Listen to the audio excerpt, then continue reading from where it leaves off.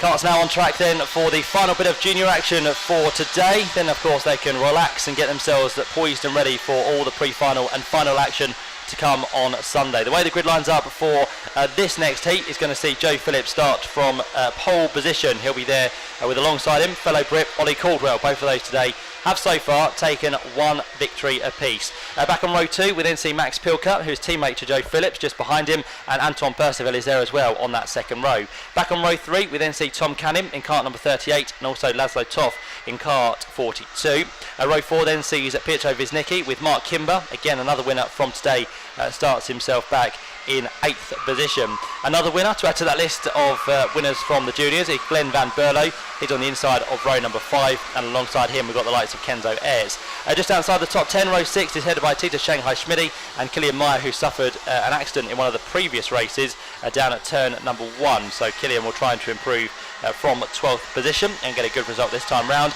Row 7 then sees Madeline Radner, one of our female contingents this weekend, with Tebe Clement alongside. On to row 8 is the Dutchman, which is Luna Bloom and Tamino Bergmeyer. Row 9 then sees Hugo Anderson and Zumba Kovacs. On to row 10 is Tom Nilsson and George Koss, or Jorkos, and then to row 11 is Mikael Tigerson and Andrea Volta. Row 12 we then have Marco Andreas Muro and Valdemir Eriksson. To row 13, Simo Sjogren and Liam Crystal, and towards the back of this grid to round out 27 runners is going to be Kamanuk Artzemi, who again on previous races today has worked his way pretty swiftly through the field, so let's see what he can do after a disappointing qualifying session yesterday afternoon. So the cart's now working their way through the hairpin fairly quickly. The front of the field now starts to gather itself together. Anton Percival there in cart 44. We've had a flurry of different people in the top 3 places today, and a flurry of different winners as well. I don't think we've had a double winner as of yet, so we are possibly looking for our 6th different victor. So let's see if that can now be the case. Of course, Axel has added his name to that list after a win in the previous one, so lots to get through. 4 different winners on the grid for this final junior heat of the day here in Belgium. Front row consists of Joe and Ollie, 2 of the teammates, another teammate behind, which is Max Pilker, and then of course Anton Percival, and another teammate to those 2 on the front row is Tom Canning, who heads row 3 with Laszlo Toff. So 8 laps to look forward to once more as they come onto the start finish line. Slight kink there through the final corner, and we are not going to go once again. Thomas Liner is probably the strictest with this class. Of course the juniors, probably their first bit of karting with the Rotax Max Euro Challenge. They may have done a few previous seasons, but of course the juniors coming into this category, they need to learn as early as possible. The seniors and the DD2s should know by now, so that's why they don't really get too many waiver rounds. But for the juniors, they need to learn their lesson, and Thomas Liner was not too happy with that start. I think it was pretty good towards the front. It was probably midfield where we had a few people out of place there, not quite as close as they should have been. So they'll get one more formation lap as they work their way on towards the back straight here at Genk, and again they'll be in the correct positions.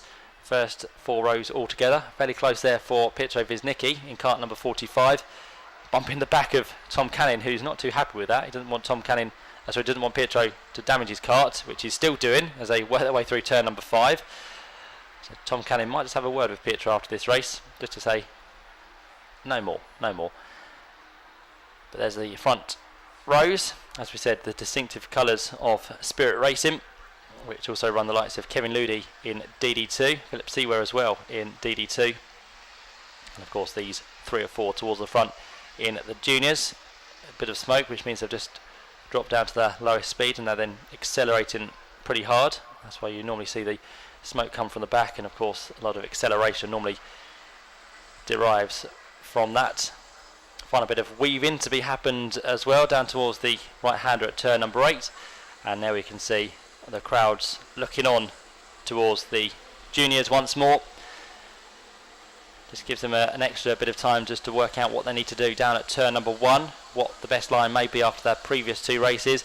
There's a car in fact that stopped in the middle of the track there, which is number 33 by the looks of it, so Tamino Bergmeyer has had a problem before the race has even got underway. So Tamino Bergmeyer's cart is parked to the side, which leaves us with now 26 juniors ready to go. Still more bumping there from the 2 teammates. That's Anton Percival. Just behind him is Laszlo Toff as they work their way through the final corner. They're again about to build speed for the final junior race. Let's hope we get a start this time. 8 laps to look forward to. A slight Final look over the shoulder from Joe Phillips, who now gets into his grid hatchings, comes across the line. That is much better as the race gets underway in towards the first corner. Joe Phillips on the inside line. Can he hold on to the lead of the race? Well, he's trying to, but there's his teammate right around the outside, and there's a couple who have been involved in incidents down at turn number 1. We'll try and pick out the numbers on that, but the top 2 head out of the first corner. It's Joe Phillips that leads away from his teammate, which is Ollie Caldwell right behind him, and the ones that have been involved at turn 1 include number 67 by the looks of it. That's one of the numbers we can pick up, which is Liam Crystal. The other one gets them back onto the circuit as well, and we'll find out at the end of this first lap who that may be. But the top 2, look at that, great start from Joe Phillips and Ollie Caldwell. Behind that then we have the 44 car by the looks of it, Antoine Percival. In fact, no, it's not. That coming through there is going to be maybe Pietro Wisnicki in 45. Yes, it is. So Pietro's jumped up to what was 3rd. He's now back down into 4th position. And coming through there is 49 again, a winner from earlier today. Glenn Van Berlo has jumped up from what was the 5th row of the grid up into 3rd place at the end of lap number 1. So he stayed out of the dramas at the first corner. Here comes a change between the teammates down towards the first corner. A new leader, that being Ollie Caldwell, gets ahead of Joe Phillips. Car number 31, slightly wide there. That was Pietro Wisnicki. He's gone straight on at turn 1. He's come to a complete halt on the exit of the corner. So again, there may be a slight bit of damage to Pietro's car, and he's not too happy with that. He looks towards the right rear, and he'll now try and get his kart back on the circuit, but of course he's going to be a long way down and not going to get himself that good a result out of this proceeding. Through comes the ones towards the back, and involved there was the likes of Kovacs by the looks of it. In fact, number 57, not number 67, as I said, because Liam Crystal has made places up. He's into 14th position, so in fact it was Kovacs involved at turn 1, and also number 50 was in there as well, and that was the kart we saw of Andrea Volta from that first lap towards the back. Ollie Caldwell still heads the way though, ahead of Joe Phillips. Those two continuing to pull out ahead of the rest of the field. They work their way down towards the first corner. There is literally nothing you can fit between those two. They are separated by 600ths of a second as they cross the line that time through. 3rd place at the minute is still Glenn Van Berlo. 4th place then for Tita Shanghai Schmidti, and then behind that we've got Antoine Percival. Clement is there in 6th place, and then behind that we've got a very good start as well from number 19, has worked his way through. That was Luna Bloom, so great job from Luna. Let's see if he can make any more progress. So those who stand out of the trouble at turn 1 have definitely made their way inside the top 10, which is good to see. Meantime, Ollie Caldwell still has the lead. Joe Phillips wants it from him, but he's going to make it as hard work as ever to keep him at bay.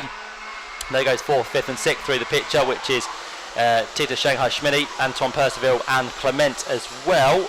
They've spread out slightly, still pretty close for the lead of course between the two teammates, and watch out for Glenn Van Berlo because he is now not too far adrift as they come through. Lap times 58.6 for Ollie, 58.6 for Joe, 58.2 for Glenn Van Berlo. He was 0.3 of a second quicker on that lap alone. Oh, there's more drama at turn 1. Someone's gone for a quick rotation there, which is number 32 by the looks of it. So 32 gets back on his way, heads on towards the left-hander at turn 3, and that would have been Marco Andreas Muro, who was involved in a slight skirmish at turn 1, which drops him down and now further outside the top 20, unfortunately. Top 3 on the way through the left-hander at turn number 7. There's another yellow flag as well because we lost another kart on the exit. So drama for many of the juniors on this occasion. That's Killian Meyer for another time today. So Killian Meyer is out of the race and finds himself on the exit of the grass crates of turn number 7, or the entrance of turn number 7.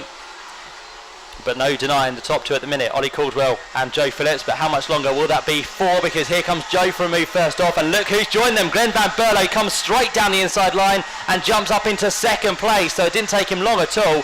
Glenn Van Berlo again on that lap was 0.3 of a second quicker than the two ahead of him, 57.8 compared to a 58.2, and Glenn Van Berlo goes for the lead of the race down the inside line of the Spirit Racing boys, and Glenn Van Berlo has been a real sensation today. He's not hung about whatsoever. As soon as he's got to the head of the field, he's gone for the lead, and now he's going to try and pull himself away from the rest of the chasing pack. But what a ride this has been from Glenn Van Berlo. He is now on the way to another victory here in the juniors. Can he be the only man to do the double? It's looking that way for now as he works his way down towards the right-hander of turn number 7.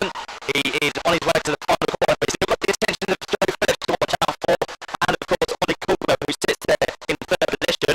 Let's see if they can challenge down at turn number 1.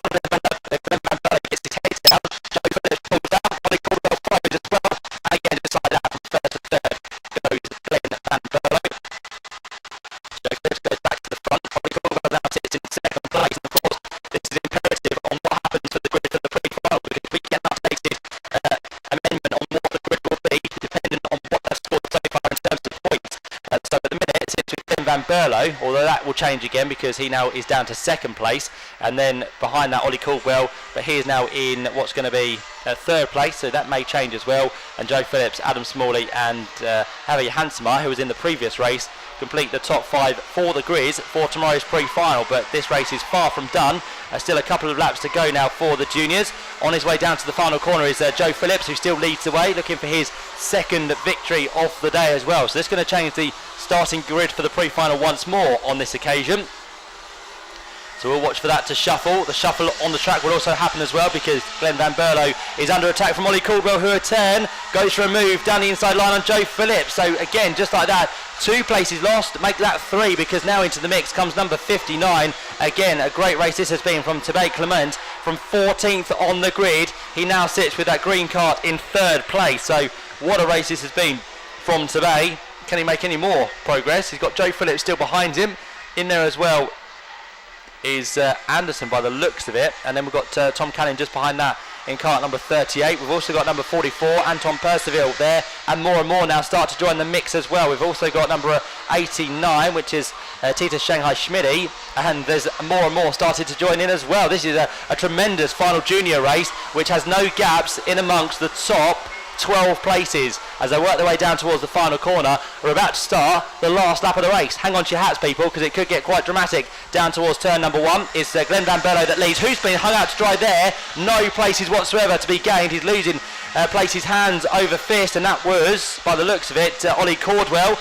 Into the lead has gone to Tebay Clement from the what was 7th row of the grid. He's come through some 13 places to get to the head. What a storming drive this has been from the Frenchman. He now leads the way. Glenn Van Berlo is 2nd. 3rd place is Joe Phillips. 4th place was Ollie Caldwell, but that's going to change dramatically. And also Anderson has come up into the mix as well. So a real influx of new drivers making themselves seen towards the head of the field.